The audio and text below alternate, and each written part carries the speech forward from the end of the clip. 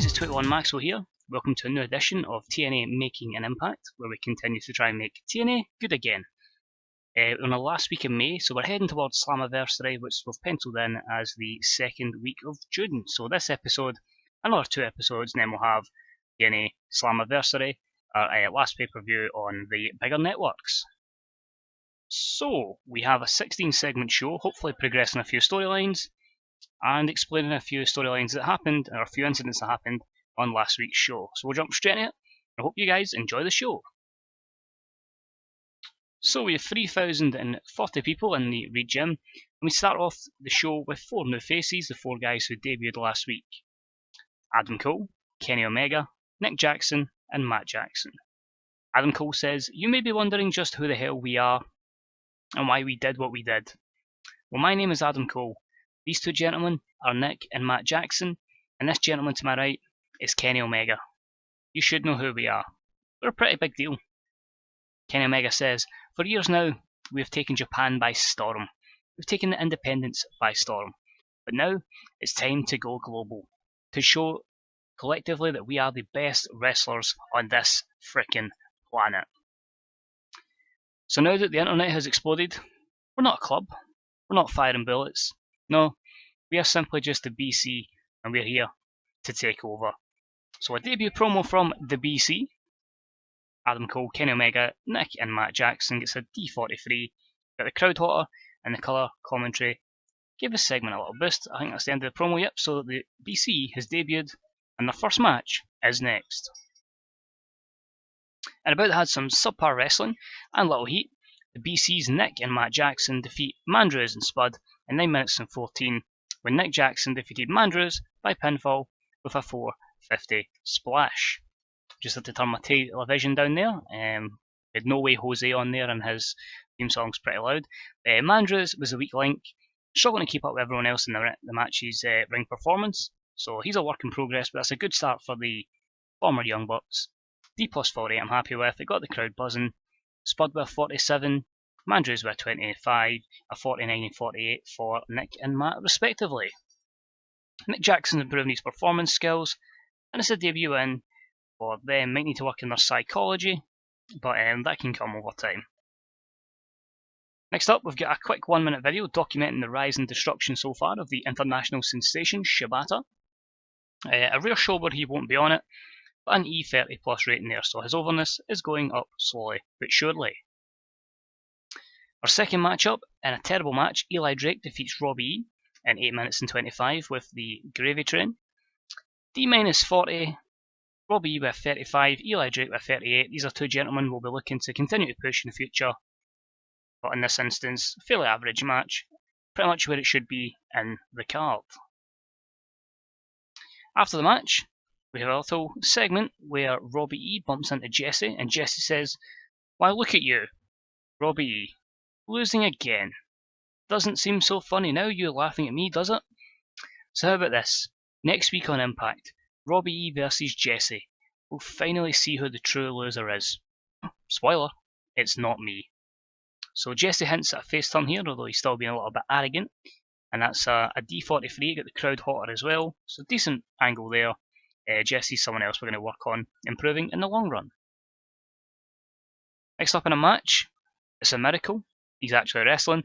And about the had subpar wrestling and little heat, Mike Bennett defeats DJ Zemion in 432 by pinfall with a box office smash.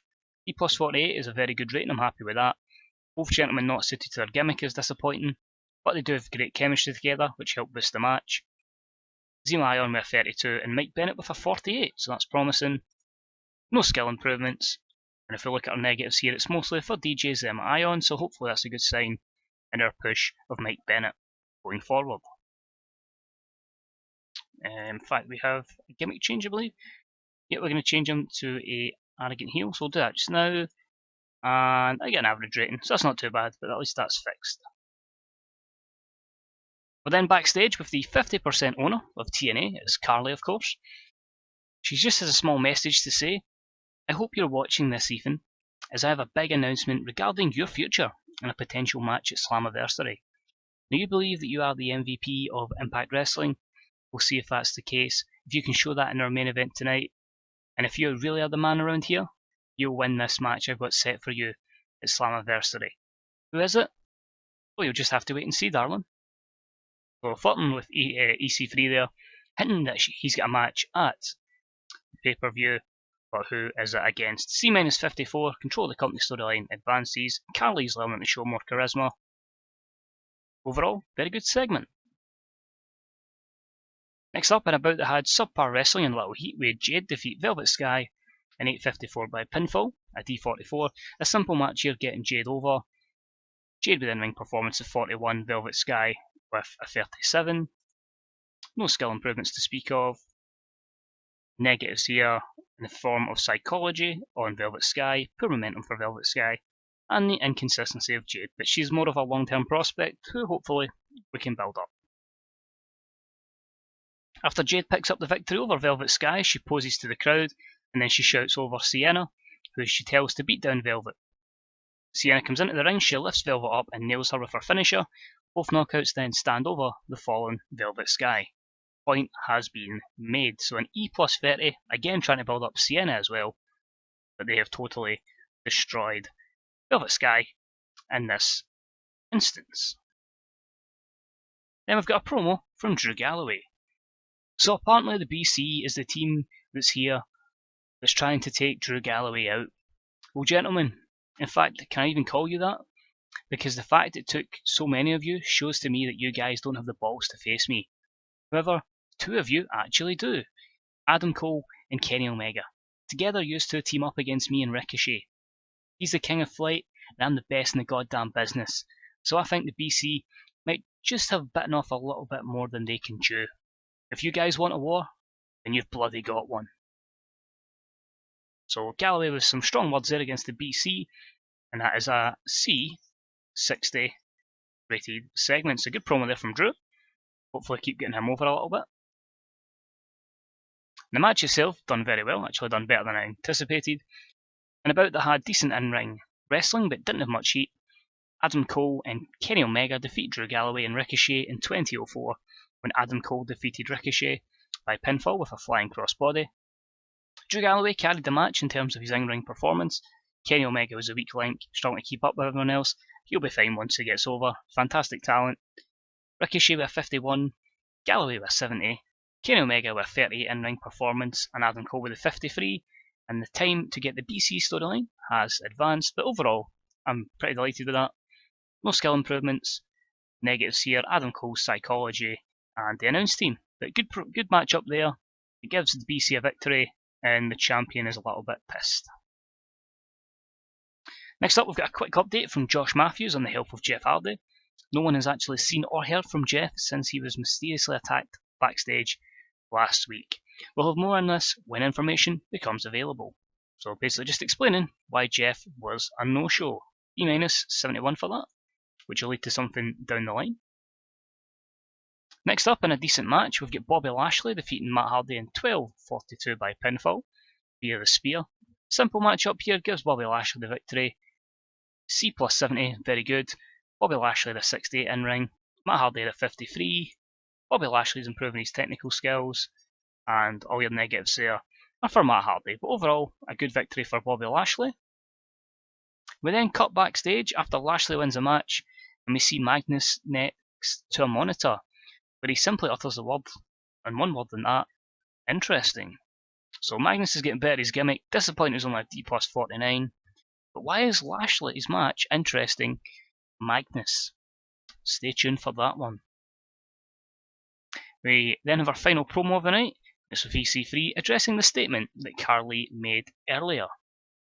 So it seems to me that Carly has a continued vendetta against me, putting me in a difficult matchup tonight and then promising me of a future opponent who she will remain silent on their name. That's fine, Carly. I've said it once and I'll say it again. You can throw everyone at me. You can say every man, every woman, whatever. I will take on every obstacle and I will once again become the TNA Impact World Heavyweight Champion, proving to you that I am this company's MVP. So D-72 for that promo there. EC3 getting ready for his main event match. It continues the storyline between him and Carly. No skill improvements to speak of, and yeah, all good there. And that leads us into our main event match, which was a 6-man tag, and got a good C plus 66 rating, and a match that had, it was decent, sorry, EC3 and the American Wolves defeated Tyrus and the Decay in 13-11 when EC3 defeats Crazy Steve by pinfall with a sweet meat sizzler. In terms of ring work, EC3 head and shoulders above everyone else and Crazy Steve way down, but it's a good kind of match up to get the likes of Crazy Steve a bit more experience. Crazy Steve was off his game, Rosemary did some good work at ringside, and in terms of performance, we've got Eddie Edwards with a 59, David Richards with 62, EC3 with 74, Crazy Steve with 33, Abyss with the 59, and Tyrus with a 45. It continues the control of the company and tag division storylines. EC3 improving technical and performance, so that's good when your main talent is getting better technically and in performance skills. Crazy Steve with the improvement as well. In terms of negatives here, quite a few for Abyss and Crazy Steve.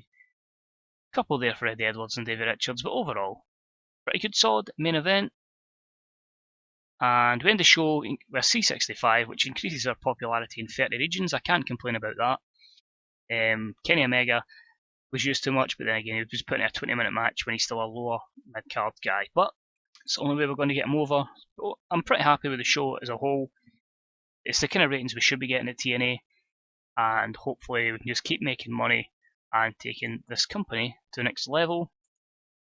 Drawing a lot of praise, so that's good there. Don't know if there's anything there. Let's see, Conway and Bloody Chaos are the first ever never openweight champions.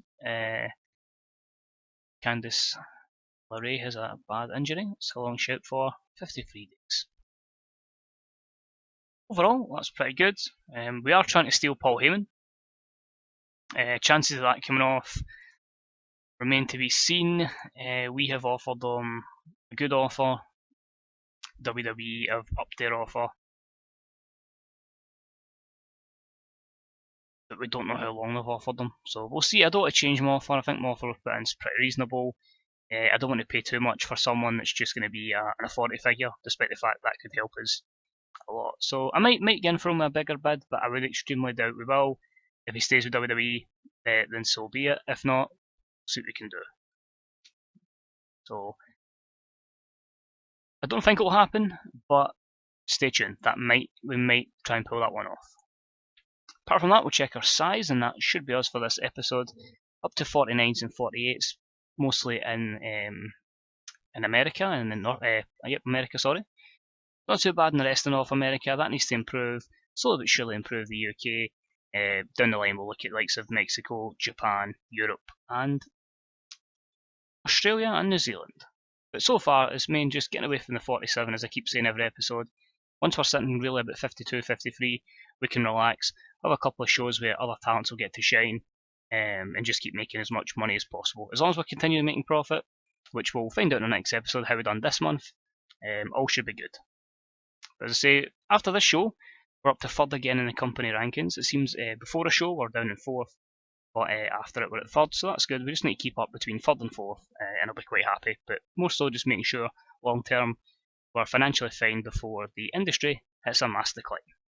But that's going to be it for this episode, guys. Thank you for watching. I hope you enjoyed it. If you get any comments on the series, any predictions for what the card could be at Slammiversary, who EC3's opponent could be, let me know in the old comments section below. If you enjoyed it, don't be afraid to drop a wee like and a wee sub if you haven't already, as these videos will drop live every Tuesday and Friday. As always, thank you for watching, guys. It's been a pleasure, and I hope I'll see you next time for another episode of TNA Making an Impact. Bye bye.